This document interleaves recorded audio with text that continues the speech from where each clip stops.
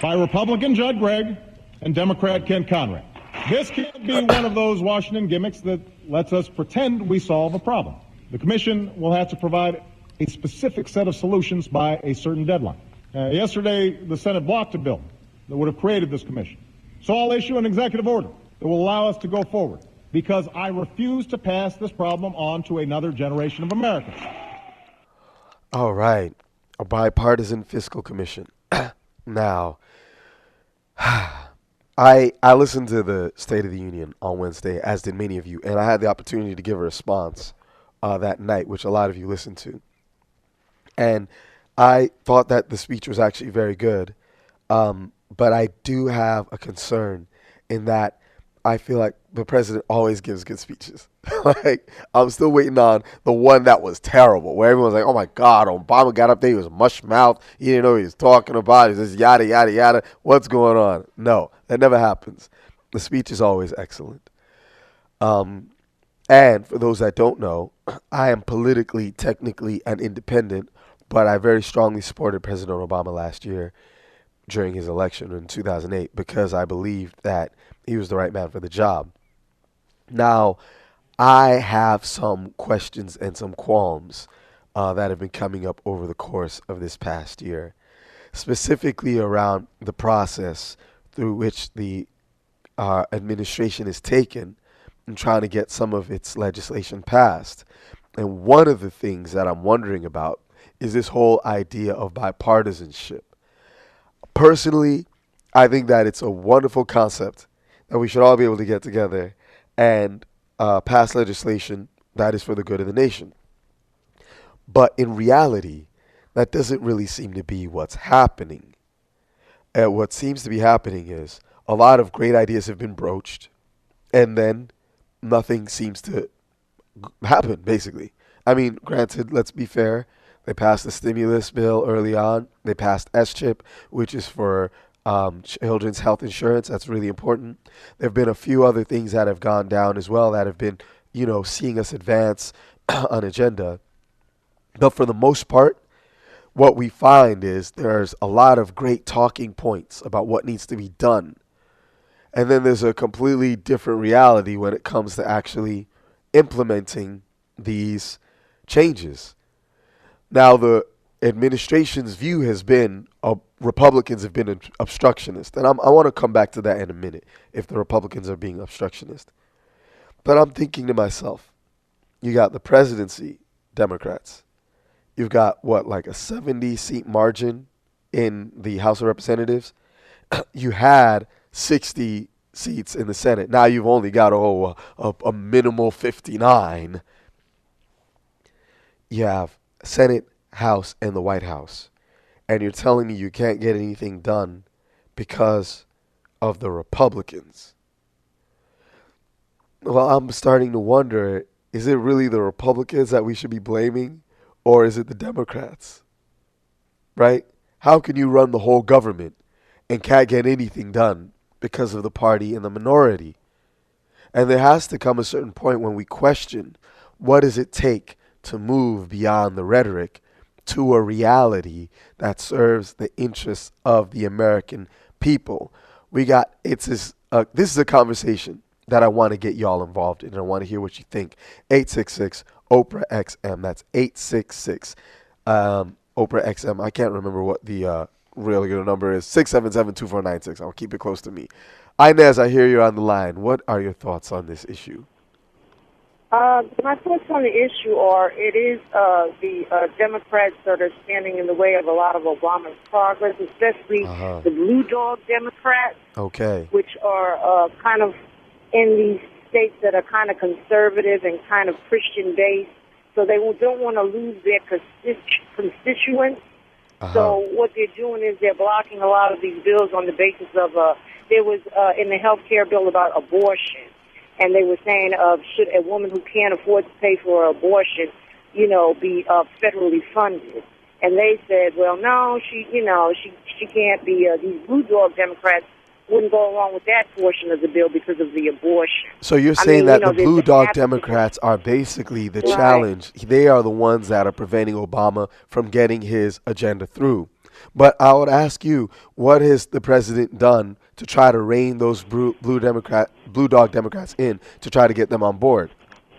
Well, and actually, in the State of the Union address, he addressed them as far as them running for the hills and being afraid of the election coming up in 2010, and they need to stand for the American people, not stand for what their constituents do what's best for the majority of the American people and get something done. So he did address that issue in the State of the Union address.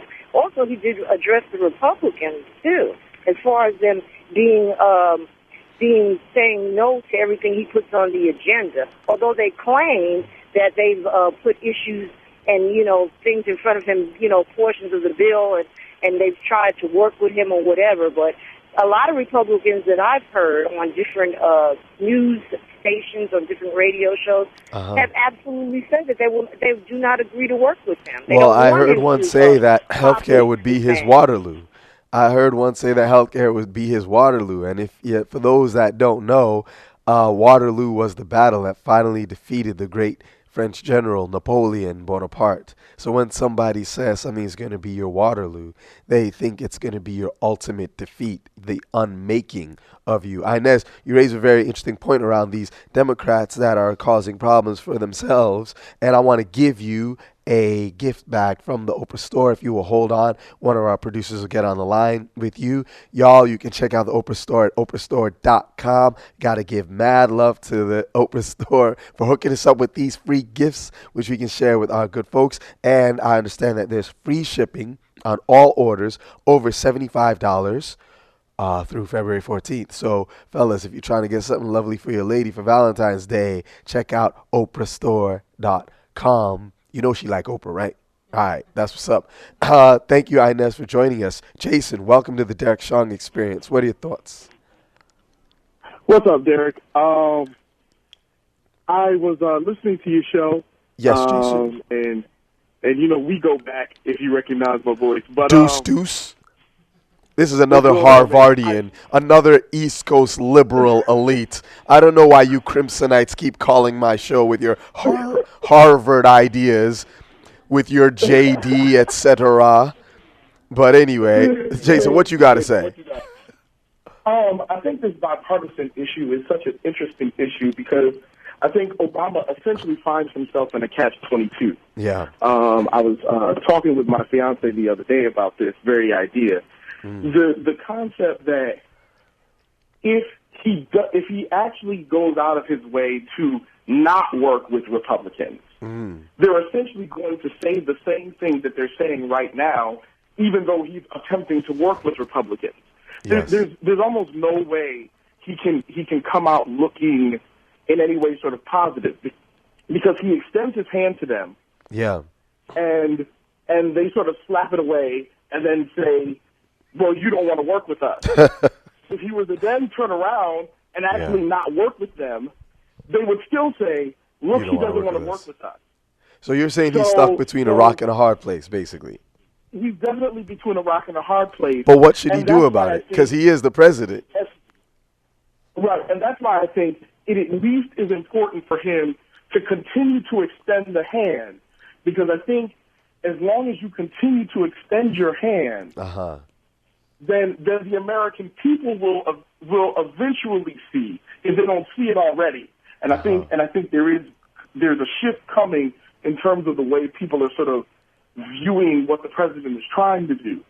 But I think if you have to continue to extend your hand in order for people to realize, you know what, he is trying to work with them, and it's their beef, not Obama. All right, Jason, hold on one second, because I got a question. I got a question for you, and I want to make sure that people know you can join this dialogue at 866-OPRA-XM, 866-677-2496. Also, those of you on Ustream, definitely send in your thoughts. Facebook folks, hit us up. And those of you following us on Twitter, let us know what you think. Jason, I think that is a good point that you're making, but I want to push back a little bit and get some more of your thoughts.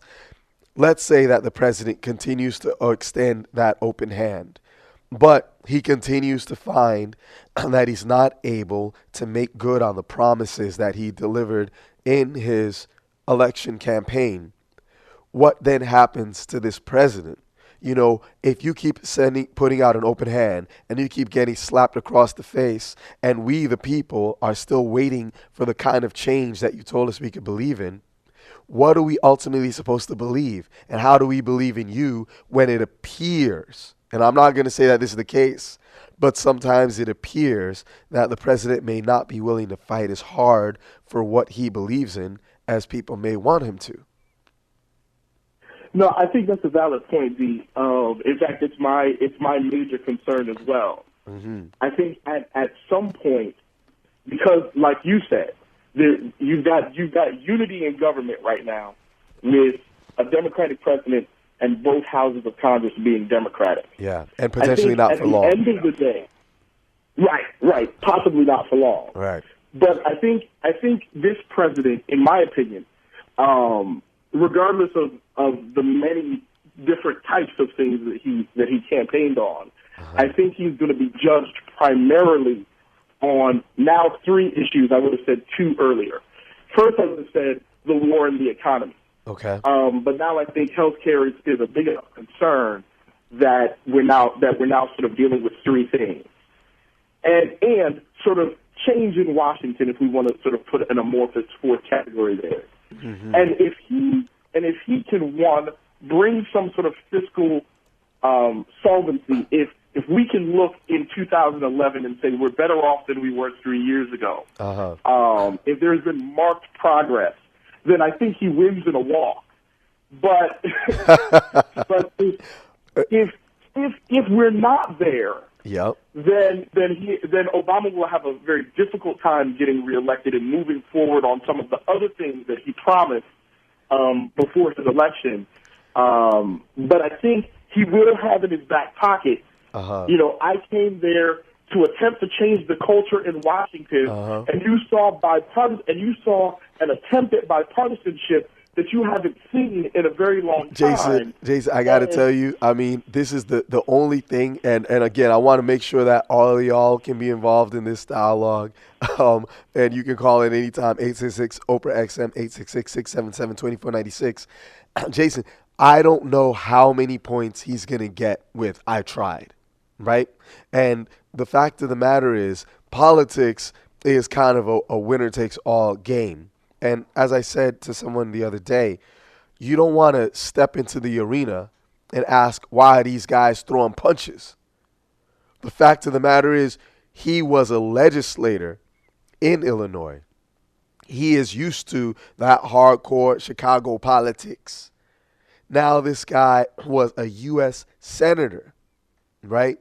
And from all reports, a well-regarded one. Now he's in the White House. He's not a neophyte. He's not just the fresh kid on the block. As much as some people want to say, oh, he's naive or he's young or he doesn't know what he's doing, that's not the case. This guy is a political animal and he's been one for a long time. I don't see how you make the case that by basically extending a hand to those who disagree with you and then failing to get anything done, even though you basically own the government, you can get reelected. I would actually put out another idea. I think that if the Democrats and Obama are not willing to actually move forward much, much more aggressively on what they believe needs to be done, then they're losing Congress and they're going to lose the White House in 2012. And the reason being, see, if you say that healthcare legislation is good and that it's going to make all of these changes in your lives, and someone else says, no, healthcare legislation is bad and it's going to be socialistic takeover of our healthcare industry and we're going to kill your grandma, how can we find out what the truth is? The only way we can know who's really telling the truth is if you pass the legislation, if it goes into effect, and we can actually see what the results are. Is it that I can now get insurance despite a pre-existing condition? Or is it that somebody in a black helicopter comes in and takes granny away? Right? You can't just argue these things in the abstract for but so long before you got to think, okay, which side is correct? Who am I supposed to believe? And the only way we can know who to believe is if we actually see some proof in the pudding. And if Democrats believe that they can stay in power by basically showing that the Republicans are such bad guys that they just won't help out, then they deserve to lose. They absolutely deserve to lose, because we need leadership with some gumption, with some heart, with some soul, that's willing to stand up and step into the breach when it's needed. This is not a patty cake right here. We're talking about the lives of our people, the lives of our nation. We're talking about our opportunity to have a future, right? So I'm not really buying thus far that the Dems can get away with, oh, the Republicans are the bad guys. The party of no is not going to be the slogan that wins you an election, right?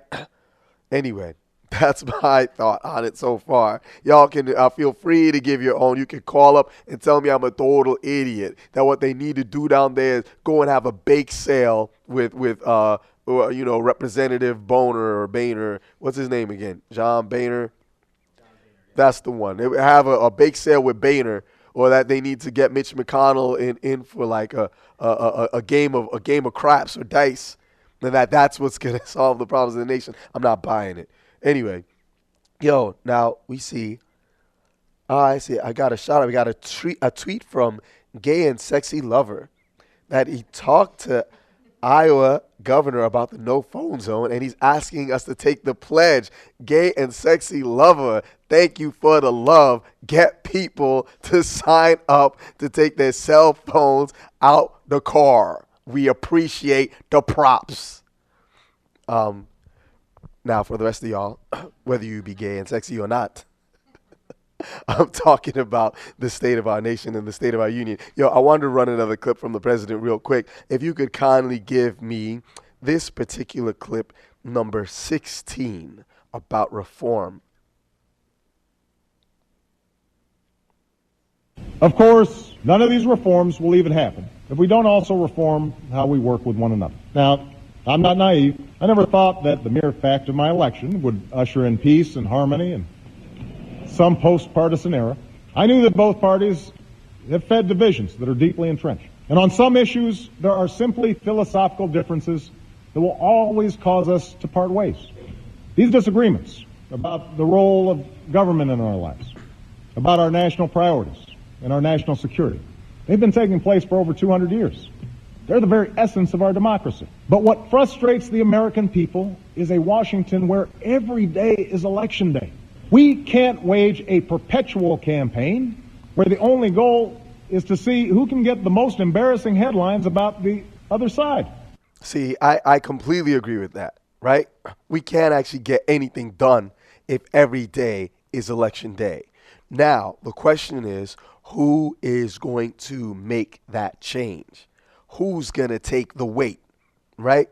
And that's where I think leadership comes into play. That's where leadership comes into play. Asking our political opponents, or president, in this case, your political opponents, to play nice is not going to get the job done. At a certain point, we need to know if you are willing to go toe-to-toe to make things happen. Right? The fact of the matter is, the average person that is trying to figure out how they're going to fill up their gas tank, how they're going to feed their family, how they're going to pay for their kids' education, the average American that is trying to figure out how they can get a job that pays them what they used to earn, because right now they are not getting what they are accustomed to if they're lucky enough to even have a job at all. Well, people who are thinking about those real issues are not worried about whether or not we're playing nice in Washington. They're thinking, who can get the job done? That's the bottom line. Now, we realize that, yes, people will say anything to get elected. And there's all kinds of rubbish and nonsense that gets rolled up into some so-called pitch for truth and veracity that we are basically sold on a regular basis to elect any given person. We know that people will say almost anything to get elected. What I'm interested in is who is willing to do what it takes to make the kind of changes that are promised. because let's say it comes to 2010, we vote all the Dems out of Congress, and we have now we have basically a Republican-led Congress and a Democratic president. What then? Are things going to happen? Are we going to see change? Is he going to get tough like Clinton? Because that's what happened in the mid-'90s. Is that what it's going to take for us to really light a fire under these keisters in order for things to really go down? I'm not sure. I want to know what y'all are thinking. I know that Mark has been watching us on Ustream. Mark, you got a question? Welcome to the experience. Hi, how you doing? I'm good, man. How are you? Good. I just want to make a couple comments. First of all, you kind of talk about Republican, how it should shift back to their power, but I'm in the state of New York, and we've basically seen Democrats come in like Hillary, take over. Democrats are pretty much here to stay. I think especially I'm 24 years old, my generation coming up. I think kind of the conservative way of thinking is really a medieval way of thinking in the United States. I think it's just a matter of, I think you made a lot of good points, but it's just really regulating the decisions that Obama and the rest of the Democrats are making, more towards socialism and things like that. So, Mark, you're saying that Democrats are here to stay, but are you saying that the kind of decisions that Obama is making are more socialistic than they should be? When I say socialism, it's obviously not socialism, but it is, like you said, socialistic. I think it's kind of bad, especially, when you think about when I get older, you get older, Social Security is basically gone. It's not going to exist. I mean, I'm not trying to tell your viewers that this is going to happen, but it's not pretty. It's very bad, grim future. Retirement's a very important thing. And I just urge a lot of people with a lot of this decision-making with healthcare going to everybody to really go to school, get your education, plan for your retirement, because it's going to be coming out of your pocket and not the government's. Interesting, Mark. So basically, the idea that the way in which we're balancing our finances right now is going to be something that our generation and your generation winds up paying for down the road. That is an interesting point. We're going to come back in a minute. We want to take another break, you guys, and when we get back, I want to take it back to social networks. We're going to look online, see what's trending. So all my tweets stand by. We're going to you in a hot sec. We'll see you in a few. I've got something new for you. When it hits you, won't know what to do.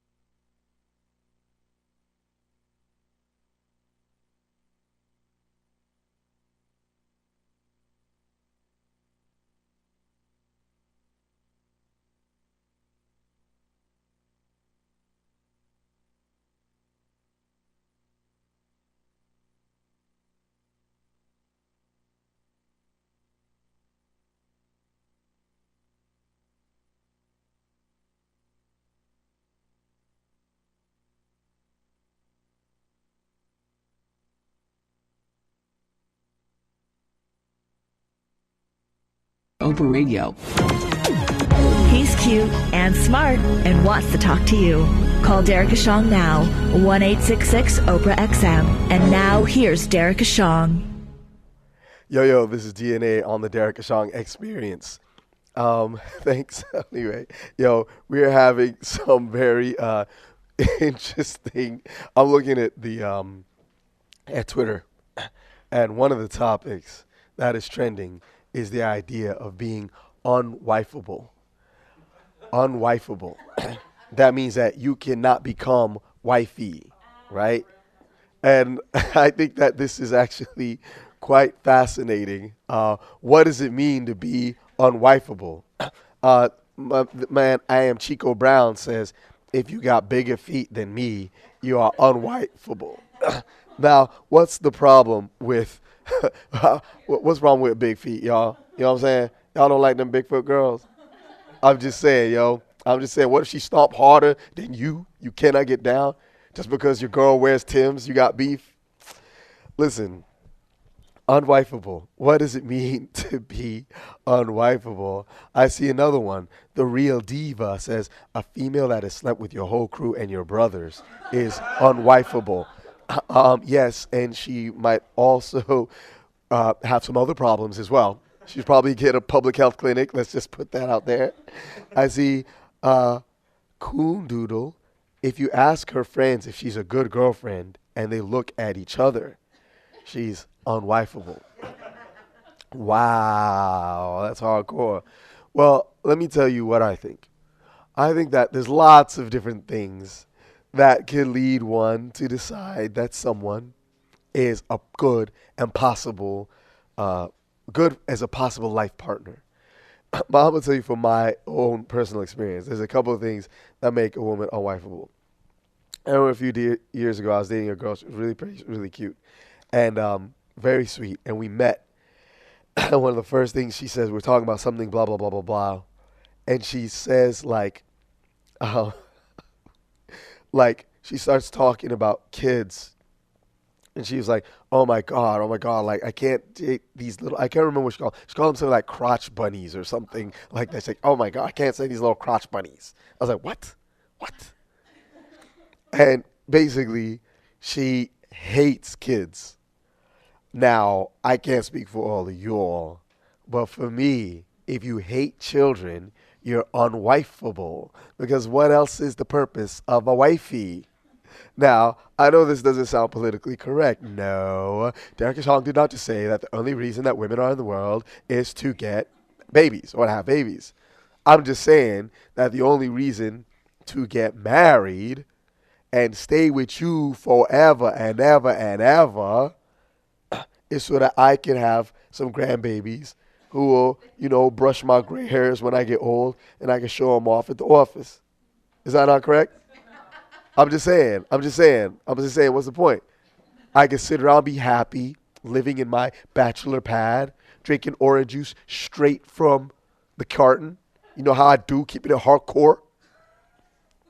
But every time you date a woman seriously, she wants you to be civilized. Derrick Ashong, why don't you bathe every day? I bathed twice already this week. Why are you bugging? Twice already this week. I feel fresh and fly. No, seriously though. I mean, think about it. When you decide to finally partner up, you're making certain sacrifices. You're aspiring to be a better person, aspiring to be a more compatible individual. So what makes somebody compatible? For me personally, or actually before me, I see another person, BJ Toll, 1980. Women who make more than their man are unwifeable. Set lower goals if you want to get married. Okay, I want to disagree with that. Let me talk to y'all, because some of you guys obviously don't get this. Listen, women should work and get equal pay. This is very important. It is the only way you're going to have a shot, guys, at getting a woman who can earn more money than you. And the value of having a woman who earns more money than you, as if you really are good at some of your other husbandly duties, you might be able to finagle a sort of stay-at-home situation whereby your woman is out in the world doing her thing, going for it, and you get to do pleasant things like cook. You get to iron. You get to stay at home, keep the place clean and tidy. Is that not good? That's not right? So people are looking over here like I'm crazy. But seriously, think about this, right? We have got some outdated ideas of what gender roles really are. I mean, in all the seriousness, the idea that you couldn't marry a woman because she earns more money than you is kind of ridiculous, right? But the question comes in, what does it mean to be a man and a woman in society today? For the record, I think that whether you earn more, she earns more, you're both broke, or you're both wealthy, it's really more about how you interface with each other and how you really, really relate. So one of the things that makes a person unwifeable for me is if we can't communicate.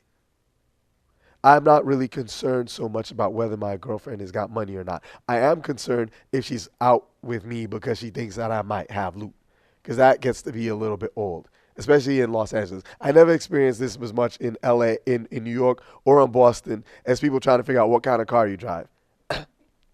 That seems like an LA phenomenon. And if the car is acceptable, we can date. If the car is not acceptable, you can skate. And I find that to be somewhat problematic. But the thing that's important to me is, can we communicate, right?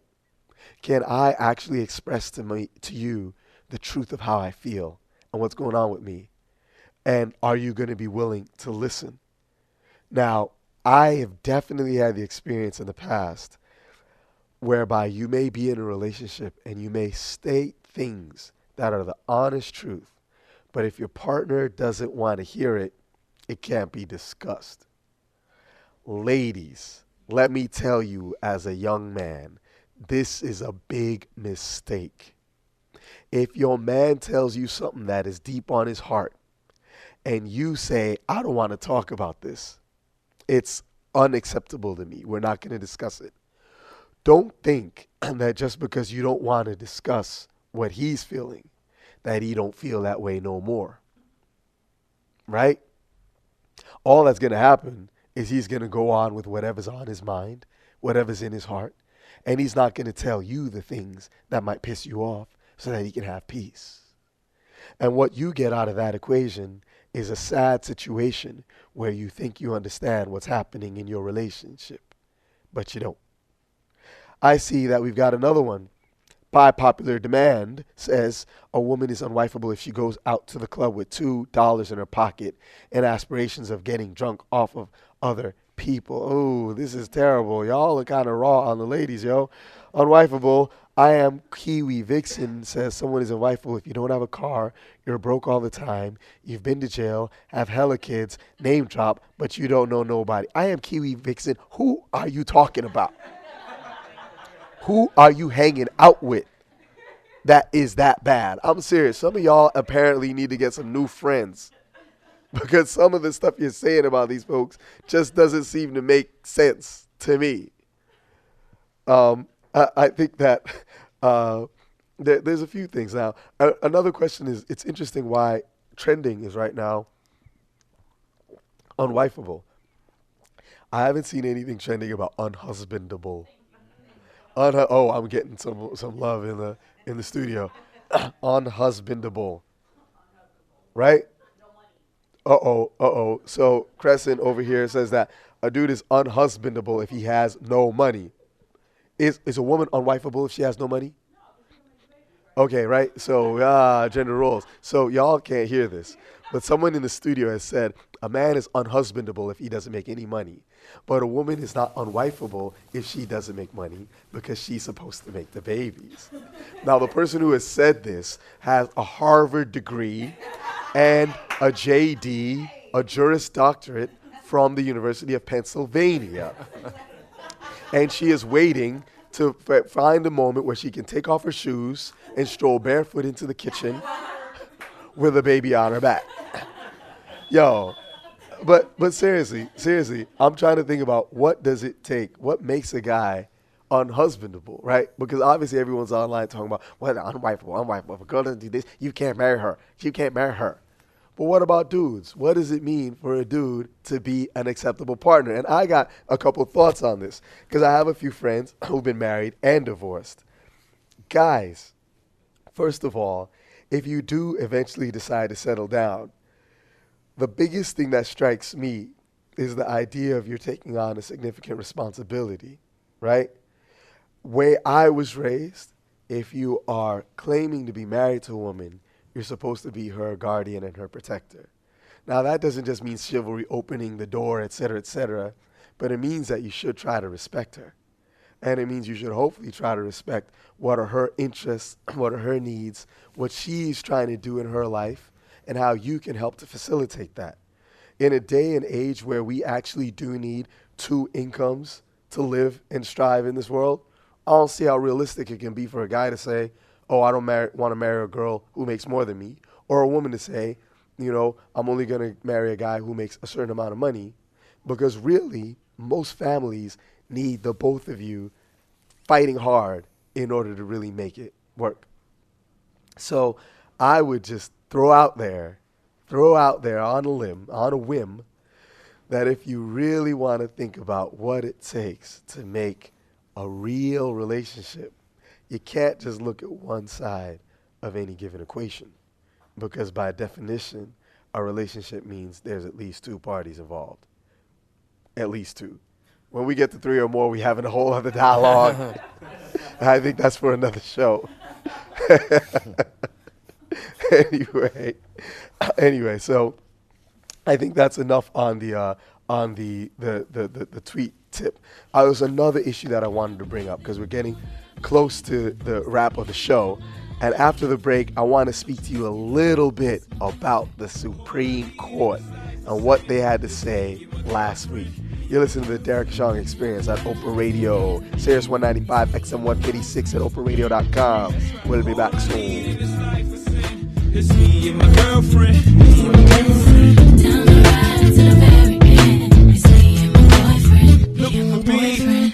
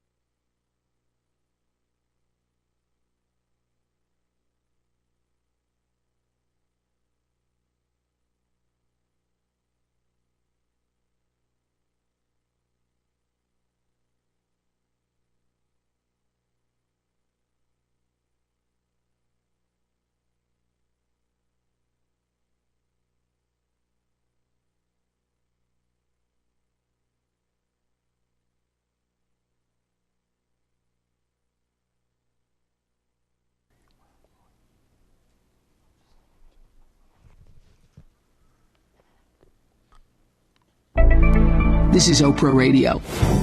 You're listening to the Derrick Ashong Experience. Here is Derrick Ashong. Yo. This is DNA. We are back on the Derrick Ashong Experience. Yo, it has been a fun show. Y'all are really, really good. And I appreciate you calling in and chatting with me about things that are important to all of us. Now, I want you to know that I did have the opportunity before leaving Sundance last week, to talk to some very, very cool characters. Now, the first interview I did was with the author of a book called Takwakors. And Takwakors are basically Muslim punk rockers. And for those of you who are wondering, well, why does he keep talking about this Muslim culture and things like that? It's not because I am Muslim. It's because I see that this appeared to become the great divide in our society today. And I just want to explore, what are people really all about? So, because this is a show that operates across multiple platforms, as I said earlier, unlike the Gayle King Show, we have more than audio. We are also living live online. So for all my tweets, all my Facebook peeps, etc., after the show, we're going to tweet out a link where you can hear me talk with the author of a book about fictional punk rockers. Fictional book. He made it up. And then you're going to find out about the filmmaker who heard about the fact that these fictional folks became real. People started copying his book and actually becoming Muslim punk rock kids. And they made a movie about it that just debuted at Sundance last week. Had an amazing conversation with the author, the filmmaker, and one of the top Takwakor bands in town. Check out the Takwakor interview on Facebook.com/Derrick Ashong Experience. Now, also, I had the great pleasure to speak with Nobel Prize winning social entrepreneur. Probably the definition of social entrepreneurship. Professor Muhammad Yunus, who is the founder of the Grameen Bank.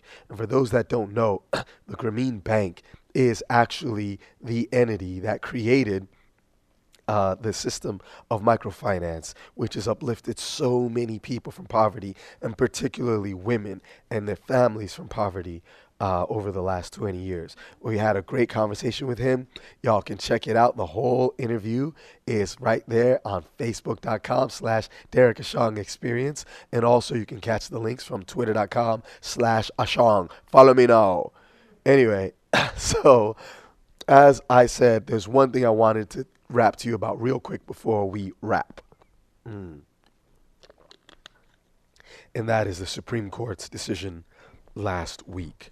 Now, for those that were not part of the show last week, the Supreme Court made a decision that basically struck down spending limits for corporations in the closing weeks of a campaign. Since McCain-Feingold, which was a piece of legislation passed in, I guess, the late 90s, early 2000s, McCain-Feingold said that companies could not spend money on issue advocacy, all those crazy ads that you see at the end of the campaign. They could not spend money within a certain time frame before the election. The idea being that people could flood the airwaves with stuff that we don't have time to vet whether it's true or not, and you could skew the results of an election. Well, the Supreme Court just struck that down. And they said that to curtail the right of a corporation to spend money on a campaign is basically to abrogate, to cut down, to limit that corporation's freedom of speech.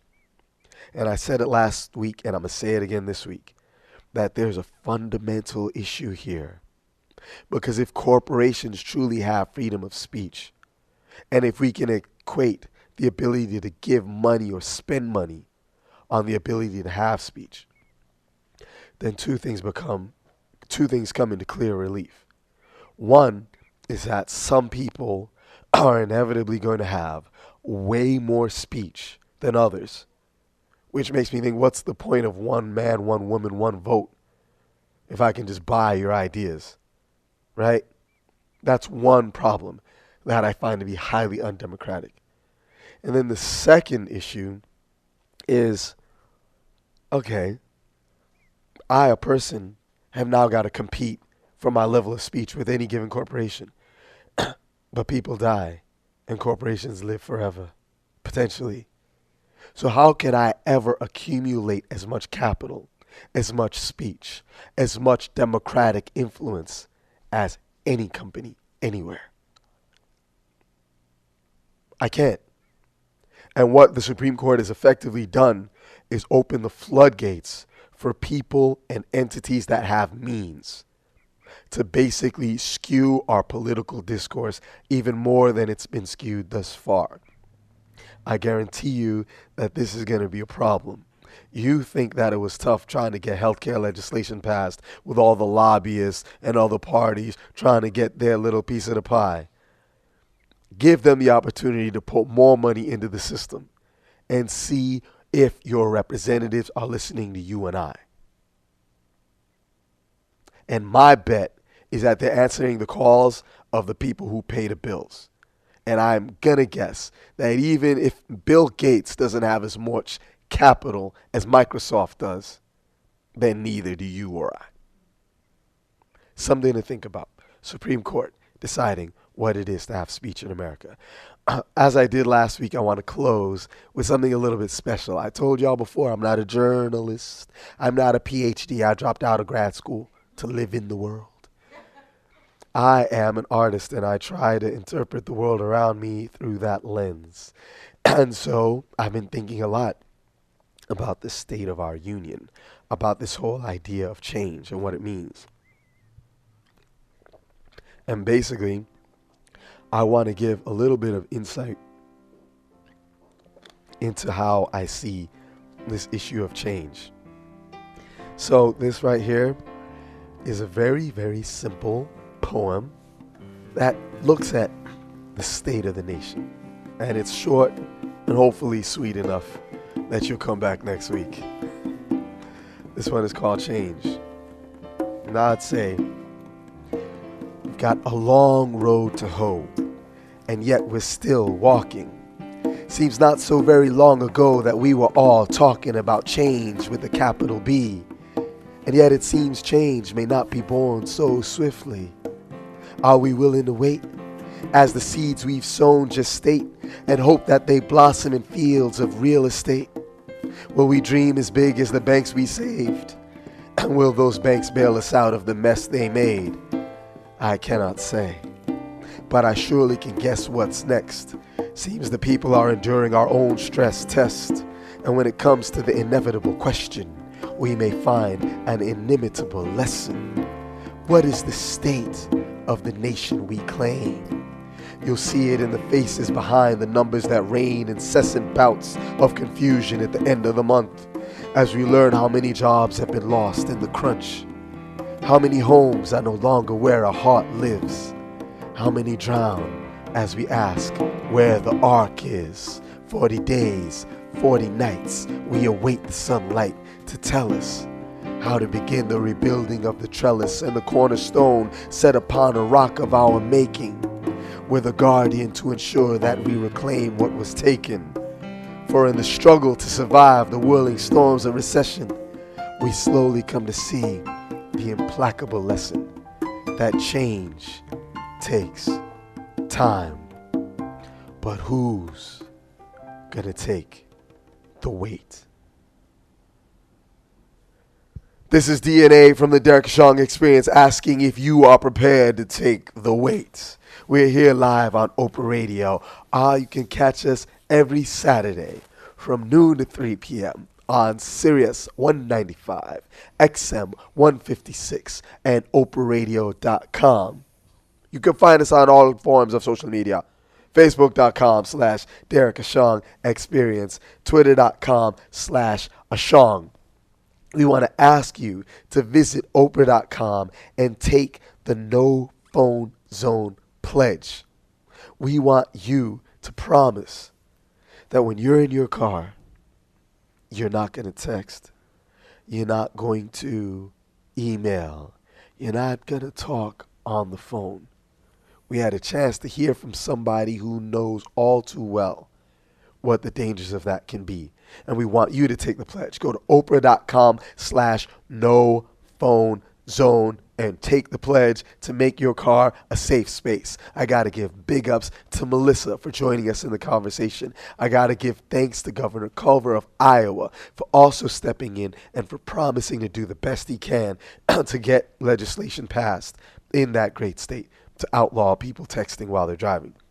I also got to give big ups to my personal friend and rock icon of South Asia, Mr. Salman Ahmad. As I told you, I saw this guy kick it at the UN a few months ago, and it was like nothing I've ever seen. You would never imagine so many old people getting so live in the space of one conversation. I also got to give big ups to my folks at The Room Live for providing this amazing space where you can see what we're all about. You can check them out at theroomlive.com. Also, big ups and mad love to the Oprah Store for all the lovely gift bags that they gave, which we were able to disseminate to a few of y'all. Check them out at oprahstore.com. Also, American Family Insurance for paying for us to be here. Yay! If you got a family and you live in America, you need insurance. And finally, I got to give mad love to the one and only, the very dear and special Miss Gail King for welcoming me to the Oprah Radio family and making me a part of something so great. Gail, don't worry. Someday, even your show will have video. This is Derrick Ashong. I'm out. Peace.